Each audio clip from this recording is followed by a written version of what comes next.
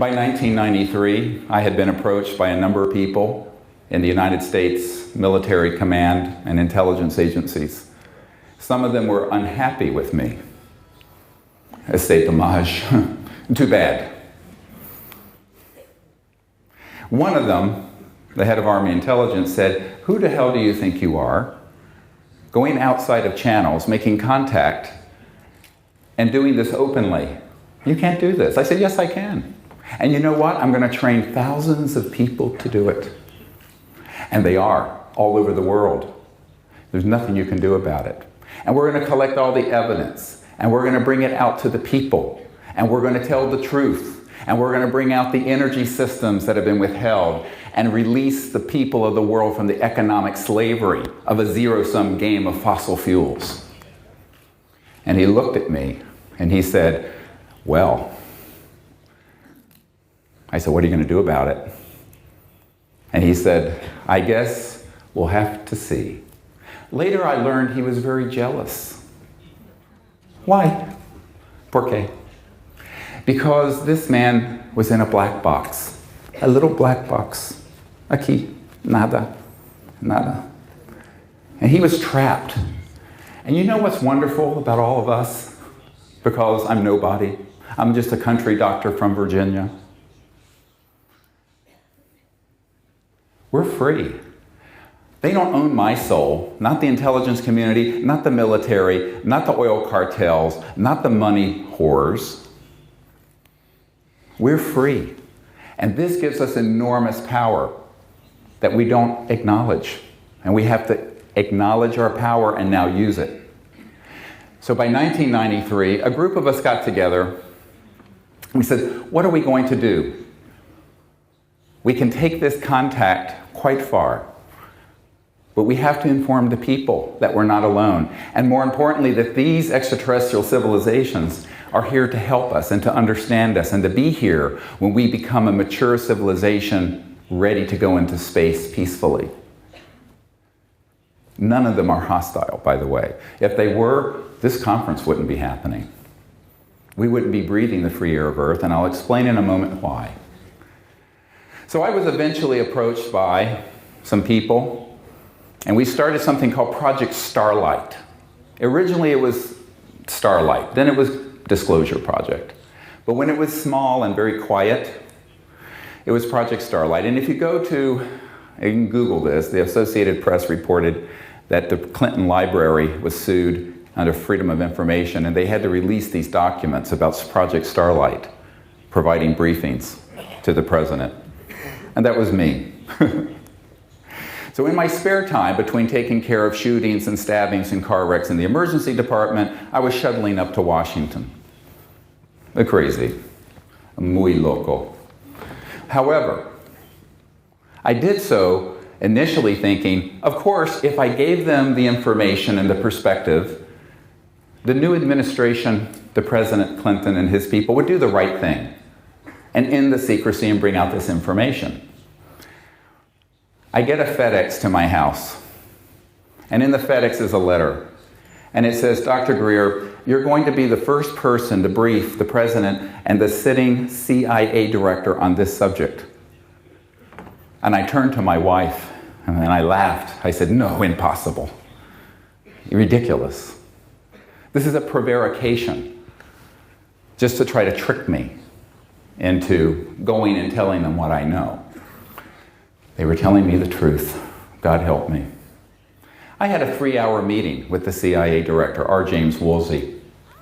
And in this meeting, I learned that he, the president, and the Secretary of Defense, and others in his administration had been denied access to the secret projects dealing with this subject. And he was virtually in tears because he learned that the presidency and the executive branch of America had been decapitated, cut off. This is precisely what Eisenhower warned about when he said, "Beware the military-industrial complex." He was not anti-military. He was talking about this secret government complex that would hijack this and other issues and lie to the president. And for this reason, we learned that the administration was terrified of dealing with this. Ultimately, we put together a very large briefing document, about 600 pages. Most of it is in the DVD, 2-hour DVD. You can go to disclosureproject.org and get it. You can get whatever I gave to President Clinton. And you will see that we gave a number of recommendations. And at the end of my meeting with the CIA director, I said, look, here's some recommendations of what the president can do to fix this huge problem. End the secrecy, bring out the technologies, and what have you. And the CIA director, Woolsey, turned to me and he said, how do we disclose that which we don't have access to? It was a terrible moment. Terrible, really. Now, I'm one of the few people living who has had these sort of meetings. And in the aftermath of this meeting, I learned that the president himself had been denied access, as well as his chief of staff and others. One of his friends later came to my home and said, Dr. Greer, the president's very supportive of what you're recommending, but he's concerned that if he does this action, he will end up like John F. Kennedy, assassinated. And I burst out laughing. I thought he was joking. He was not joking. He said this in front of my children. I have 4 daughters. And I thought, my God, be quiet now. And at that moment, I realized I had really stepped into a situation. So that was in 1994. Subsequently, I had provided briefings for people on the Senate Intelligence Committee, members of the Joint Staff. Later, I briefed the head of intelligence for the Joint Chiefs of Staff, as well as the head of the Defense Intelligence Agency. And in each of these, in every case, these were men who were in very high position within the National Military Command hierarchy, who had been deliberately denied access to these projects. Now, many people have a hard time believing this. I have even been recently providing briefings to a G8 country, one of the major industrialized countries, their Ministry of Defense and their head of state. And they did not realize that America had gone so far off course. Now, I take no pride in telling you this. My family were some of the original founders of the United States. We were the original prisoner of war with the British. No offense to the British, love you, you're great friends now.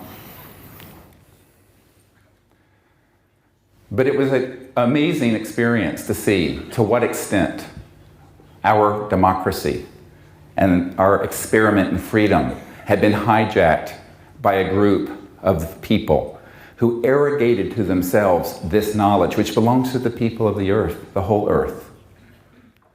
We are ready for this. 80% of Americans believe these are real, these UFOs, and that part of the government's hiding it. When I started the Disclosure Project, it was only 35%. When I first briefed the CIA director, only 1/3 of this majestic group, the super secret group that keeps this information secret, 200 or 300 people, I know some of them, I've met with some of them. Now, 70% of them want this out. The other 30% want to see me go away, as you can well imagine. I'm not going anywhere unless they take me out in a coffin, because I am dedicated to getting this truth out to the world, making peaceful contact, and bringing out the technologies to establish a sustainable and peaceful civilization on this planet. But we can only do it with your help. Thank God for Pepon and all of these people who are doing this in Spain.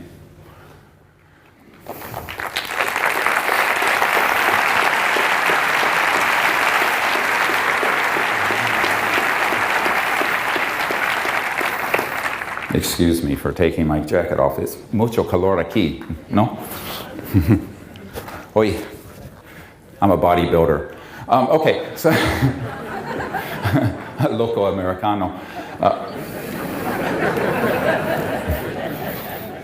You have to keep yourself strong to do this work. I'm an old guy anyway. I have 2 grandchildren. So anyway, the point is that I'm making is that over the course of these years, we continued to make contact, and yet we continued to find that the governments of the world were either afraid, or in most cases, completely uninformed in the control of these projects. Now, it is different in Europe than it is in America. And let me explain why. The United States has a black budget, a secret, unacknowledged budget. And the proper term is an unacknowledged special access projects, U.S.A.P. These are projects for which there is no constitutional oversight by Congress and no knowledge by the President, completely. At this time, between 100 billion and 200 billion US dollars a year, every year, are going into those projects. That is more than the defense budget of any other country in the world. In other words, America's Department of Defense and intelligence community loses more money than any other country spends. This is nuts. We don't even have health care in America. So the situation has become so out of balance that it has got to be corrected. And this is the situation, how serious it has become. I want you to put up on the screen, if you will, the secret document. And I'm going to explain this to you. This document is from the National Reconnaissance Office, Central Security Service. The National Reconnaissance Office is the top secret spy agency that has satellites, many of whom are trained on tracking extraterrestrial vehicles with advanced weapon systems to destroy them. This is a crime against humanity. This is a restricted special security advisory, blue fire. And here's your distribution list. Look at the second one, Royal Ops. Look at this one, Cosmic Ops. I think Bob Dean may have told you about the cosmic clearance. Here it is in a 1991 document. Now this has not been declassified. I have thousands of these. Don't ask me where I got them, because I'd have to kill you. No, I wouldn't kill you. No, don't worry. Just joking. I hope people have a sense of humor. You better get one. Magi Ops. This is Majestic. Magi Ops, ComSec Ops, and it goes down. And here are some of the code numbers. Now I want you to look at these. Red Flag Military Operating Center, Dart East Military Operating Center, Dart South, Pahut Mesa. That's in Area 51. No one calls it that in the business. Sally Corridor, Groom Lake, Dreamland, Ground Star, Blackjack Team. Blackjack Control is at Edwards Air Force Base in that facility. I know where all these are. I've been to most of them. Roulette Team, Aquatech, Sea Spray. This is near the top of the document that I gave to President Obama and his Secretary of Defense, Bob Gates, and his new CIA director. It is also a document that I had shared with a man, an admiral, who was J2, the head of intelligence for the Joint Chiefs of Staff, Intelligence Directorate, an admiral. And when he found, I'm not going to say which one, but he found through this document that he had never seen and had no access to, an operational program inside his command at the Joint Staff level that he knew nothing about. Now this is the admiral in charge of intelligence for the Joint Chiefs of Staff of the United States of America, knew nothing. He called them up. Now he told me this personally. I took Edgar Mitchell, the astronaut, into this meeting because I was sharing this information with Edgar Mitchell back then before he came public. And one of these operations was under his command, and he called them up and he said, I am Admiral so-and-so and I want to be read into this project. Read into means briefed, it's military speak. And you know what happened? The people on the other end of the phone said, yes, Admiral, we know who you are, but we cannot discuss this with you. You do not have a need to know. And he was furious, and he said, God damn it, if I don't have a need to know, who does? I'm the head of intelligence for the Joint Chiefs of Staff. And they said, sir, we cannot discuss this with you any further. Click, cut the line, blocked him. Such are the things I have witnessed. This criminal enterprise that has kept this secret is a threat to the survival of the human race and of the earth.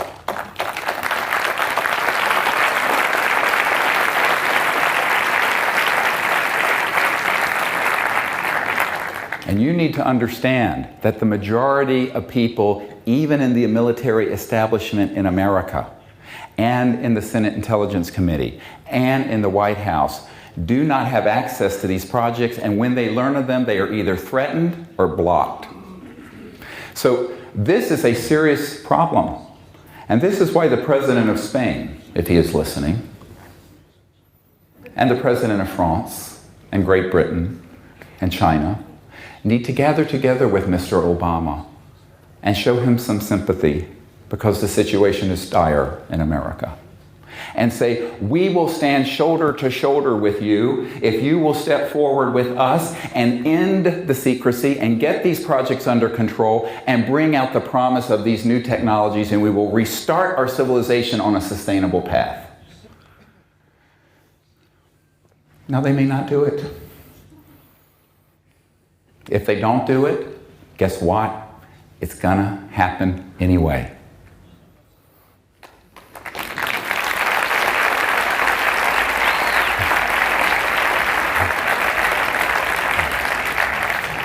We have reached the final countdown, 5, 4, 3, 2, 1, tilt, of this civilization behaving the way it has. And in its transformation, we're going to see a civilization that will no more resemble today than today resembles 10,000 years ago when there were cavemen. That is how much change is imminent, and it will happen rather quickly. So fasten your seatbelts because we're going on a ride together. The people of the leadership of the world ultimately need our guidance. They need our prayers, but they need our insistence that they lead. The problem is everyone wants to be first to be second. No one wants to stick their neck out on this. When I put these briefings together, Lawrence Rockefeller hosted the Clintons at his ranch, one of the old Rockefeller guys, and he wanted the truth out, but his brother David Rockefeller, Chase Manhattan Bank, doesn't. And Lawrence was the philosopher of the family. He went to Princeton with McDonald, old man McDonald of McDonnell Douglas Aerospace. And Lawrence really did want to get this fixed, but he got surrounded by people from the CIA that took all of his money and flushed it down the toilet. But when he was hosting the Clintons at his ranch, and he was going through all these materials that we had put together, Hillary Clinton stood up and said, "Stop. We don't want to hear any more. This is too dangerous." And that was the end of that. So by 1998, I had concluded that neither the Congress nor the President nor the United Nations, and I had met with the Boutros-Ghali family, the UN Secretary General, were going to stick their necks out on this. It was too hot to handle. Therefore, we did the Disclosure Project. Thanks to Dr. Bravo and hundreds and hundreds and hundreds of people who helped us do it. And that's why we're here today. It has launched a worldwide push for disclosure. It's even become a branded coin term. But what we're finding is that the Danes are releasing their documents. The French are releasing some of theirs. Even the United Kingdom is. The United States, They can't even find the footage for the landing on the moon.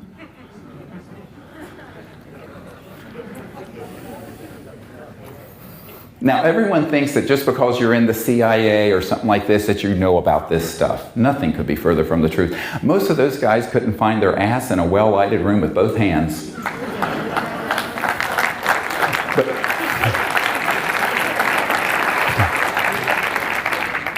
But here's another interesting fact. The extraterrestrials are visiting us. And in the last 6 months, the CSETI initiative has had unbroken, constant contact. Unbelievable. And I am certain that it will continue until we have reached the conclusion of this journey, this phase, this chapter in the human adventure. And I invite all of you to become ambassadors to the universe with us. You can all do it. And I'm going to get into some stuff here that may make you uncomfortable. You want to get into some strange stuff? Yes. Do you? Okay. All right, here we go. A prelude to this. Recently there was this spook of this guy at the CIA who surfaced. And he's in charge of WSFM at the agency. Everybody, anyone want to know what WSFM is? I'm training people a new word. WSFM. It stands in English for Weird Science and Frickin' Magic. And that is actually what it's called in the classified world in America. All the technologies and all the things that deal with trans-dimensional physics. Things that go faster than the speed of light. Things that resonate at resonant frequencies beyond matter, beyond the electron, beyond the speed of the photon. And guess what? Most of what exists in the cosmos is resonating beyond the speed of light. Now we're going to get into some interesting stuff. Let me go back to 1993. And I'm having this dinner with a CIA director and his wife. And my wife, God bless her, can you imagine putting up with this? Plus, how many doctors' wives let their husbands leave their career to do this craziness for free? Anyway, she's a saint. In the Peace Corps, they called her Saint Emily. She's an amazing woman. And we're sitting there, and the cover story for this meeting was a dinner party. The hostess didn't even know who was coming to dinner because her husband said, I can't tell you who's coming to dinner till they get here. And of course, who shows up? This expert on extraterrestrial intelligence and UFOs and the sitting CIA director with his wife. But Dr. Woolsey, who was the wife of the CIA director, was the chief operating officer of the National Academy of Sciences, the most prestigious scientific entity in America. And I thought, oh, how fortuitous. She asked the question that I almost didn't answer, but I'm glad I did. Because she said, look, how are these civilizations communicating across the vastness of space? And I thought to myself, do I tell her the truth and lose all credibility? Or do I sound scientific and tell her a lie? I said no. She asked, I'm going to tell her the truth. So here is what I told her. Look, the Milky Way galaxy is 100,000 light years across. That's the distance that a beam of light going at 186,000 miles per second covers in 100,000 years. Enormous. But that's one galaxy out of billions of galaxies. And I said that if a star system in our neighborhood, which is only 1,000 light years, 1% of the way across the Milky Way galaxy, is visiting Earth, and they are, if they were using AT&T, or whatever your telecom is here, using the speed of light, for them to call home and say, hello, how are you today? And for them to get the answer, fine, thank you very much. That just took how long? 2,000 years, round trip. The time since the birth of Christ. To say hello, and how are you? Fine, thank you. The speed of light is too damn slow. A priori, the technologies, all interstellar technologies, are transdimensional. And the heart of that science is consciousness, because they have technologies that interface directly with thought, coherent thought. Like a laser is coherent light, like this. This is a laser. So what I am now telling you is that we have sort of discovered, as many others around the world have over many thousands of years on Earth, the Rosetta Stone of extraterrestrial contact. And it isn't the SETI project. It is not radio telescopes. It is not rockets. It's not microwave antennas. It's not even pulsed microwaves. They are technologies that are WSFM, and they're transdimensional, and they cross straight into consciousness and thought and awareness. And how many people here have had some contact with an extraterrestrial spacecraft or being, and there has been a mental component to it? How many? I just want to see. With consciousness or thought. It is the most common way. Moreover, the most common way that they will contact humans is in the lucid dream state. Oh boy, here we go. Now this is going to get crazy. What is this? Dreamland. Now I'm going to tell you a reason why it was named this. Because when you are on a man-made, experimental, alien reproduction vehicle, and they go into that kind of transdimensional mode, it is like you're in a lucid, precognitive, or a lucid dream state. It's real, but it's very dreamy, because you have just phased beyond the speed of light. Now, Ben Rich, who was the head of Lockheed Skunk Works for a number of years, told us 3 things before he died. And Lockheed Skunk Works is where they built the U-2 and all the secret stuff. And my uncle's company was Northrop Grumman. And of course, though I knew that. And interestingly, the technologies they have developed are so advanced that he admitted this to us. That number one, there are no private conversations anywhere on Earth. This is the head of Lockheed Skunk Works, Lockheed. Number two, that anything you can imagine, like Star Trek, what have you, has already been done at Lockheed Skunk Works. And number three, we already have the technologies to travel among the stars faster than the speed of light. In fact, we can take E.T. home.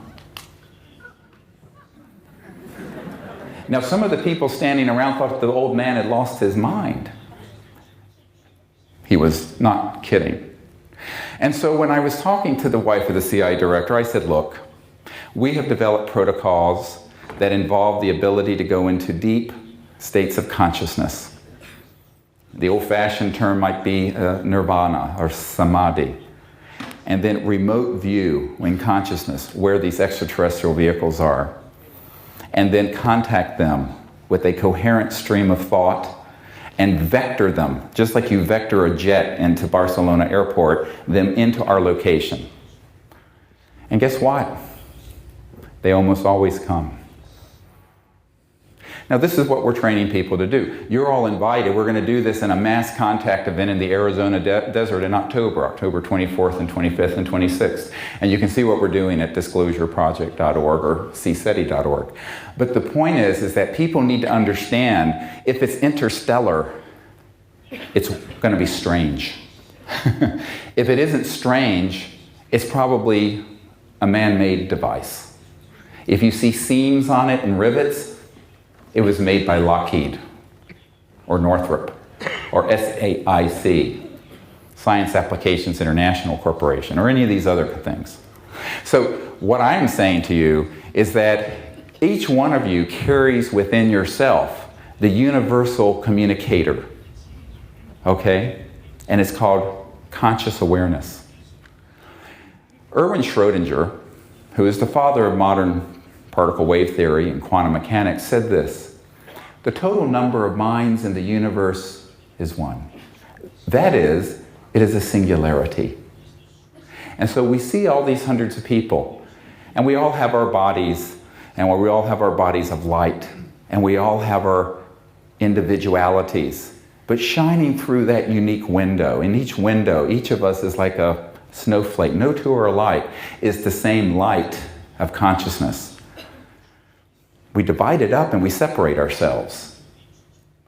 But we can just as easily become still and silent and peaceful and become one again. And then from there, anything is possible. And as I had this conversation with the wife of the CIA director, she looked at me and she said, "I thought it had to be something like that." Yeah, she got it. He didn't. The CIA director was, She got it. I hope you do too. I know you all do. These are the sort of things that happen. They've gone from fully materialized craft off very near us to very strange events, to things that happen purely in remote viewing and consciousness, to things that happen on the plasma energy level, where it's almost like you could see a crack, but you could walk through it. Because extraterrestrial technologies are the ultimate WSFM, weird science and frickin' magic. And it is time for us to understand that if we can reach within ourselves and understand that these people from other planetary systems, yes, they may be 100,000 or 1 million or 3 million or 20 million years more developed than we are, but they're awake. We're awake. And the singleness of mind that we share is the universal field where we have common life together. We are one people in one universe. We're those people. Never forget that. How much time do I have? I want to go through a few more things. 10 minutes. 10 minutos. No, they want to keep me on a short leash. Okay. Because I'm like a big wild dog. I get crazy. Now, I want all of you to think for a moment of the next phase of what we have to deal with. I have a letter from a G8 Ministry of Defense recently addressed to my team, asking us to train them to make open contact so that their head of state and their leaders can have peaceful contact with these visitors, much like Eisenhower started to have in 1954 before the cabal started shooting at them. Many people think that there is some ongoing relationship between extraterrestrials and the secret government. This is not true. In point of fact, they wouldn't bother. What they have done in the covert government is to simulate extraterrestrial events. And there is a lot of research on this, and I'm going to say something here that will make many of you angry. But you know what? I got this expression. I have to credit Brian O'Leary for this. The truth will set you free, but first it will piss you off.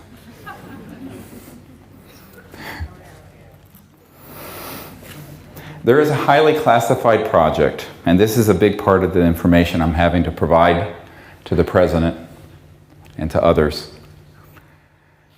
that was hatched in the 1950s, to set up a nexus of fear so that the people of the world would accept the costs of interplanetary war. Wernher von Braun himself said this before he died. And I have more than a dozen people who have been inside these covert operations that have been involved with the stagecraft needed to hoax something that would make 9/11 look like a picnic. And they would be using the following: alien reproduction vehicles. These are man-made devices that are anti-gravity that to any casual observer would look like something UFO. We've been making them since the early 60s or late 50s. Absolutely. Before we landed on the moon, we already had those technologies. Number two, psychotronic weapon systems. These are electromagnetic devices that interface with consciousness and can deceive people very easily. And number three, most importantly, programmed life forms. These are PLFs. And these are creatures that look like a gray or a reptilian or what have you, and they're man-made. I know where they're making them. I know the team. I have people who have been on the team who have created them. They are not extraterrestrial. They are alien, but not extraterrestrial. They are weird, and they're weird science, but they're not ET. This is the big hoax most people don't know about. And this is the information that I have been most threatened with providing. Because they want people to think that there's cowboys and Indians in space, that there are good aliens and bad aliens, and we have to fight the bad ones and have this sort of eschatological solution to the human problem. Don't be deceived again. There is no hostile intent on the part of any actual extraterrestrial civilization, and if there was, you and I would not be breathing the free air of Earth. How do I know this? Because for at least 60 years, since Roswell, we have used very advanced electromagnetic systems, Tesla-type scalar longitudinal technologies, to track, target, and knock down these extraterrestrial vehicles. It hasn't been very efficient, thank God, but it's been efficient enough that there's one facility underground in Arizona near Fort Huachuca where there are 9 extraterrestrial vehicles with their bodies that are stored there. This is an existential threat to world peace and to universal peace. And one of the things we are asking the President to do is to get control of those projects to the extent he can, working with other nations around the world. Because we know where their operating and tracking systems are, and I also know what are on the National Reconnaissance Office satellites that track them. It's called a neutrino light detector, and I won't go into the physics of it. Very sophisticated. Before the spacecraft is even fully materialized, they can track them. Bam. We began putting weapons in space at least by 1965. I know a man who worked with Hughes Aerospace and several other corporations. So for 40-some years, we've had them in space. Before that, we had them on the ground. And I have an FBI memo, and I've given this to the President. And it's from a field agent regarding Roswell to J. Edgar Hoover, who wanted to know what the hell had happened. And he basically said there was a new radar configuration, radar dome. Well, that's code word. Inside that dome wasn't a conventional radar. It was an electromagnetic scalar weapon. And when they switched it on, 2 extraterrestrial vehicles traveling near Roswell collided with each other. One went down near Roswell, the other one continued and impacted near Socorro. Absolutely. So this insanity has been going on since before I was born in 1955. And it is really a very important point that the people of the world need to step up and say, look, whatever the problems are and whatever reasons you believe these extraterrestrial civilizations are observing Earth, we cannot solve this problem down the barrel of an electromagnetic weapon. We have to do better than that.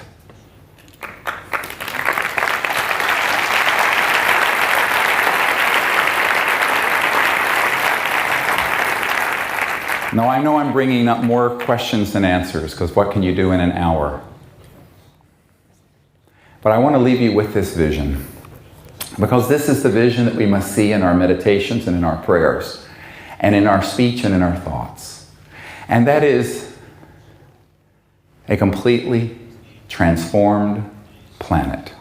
A planet where we are living here together in peace, and that we go into space only in peace, and that the technologies long withheld from the children of the earth are unveiled and are vouchsafed to the children of the earth for peaceful purposes. Because when we do that, we will end poverty on this planet.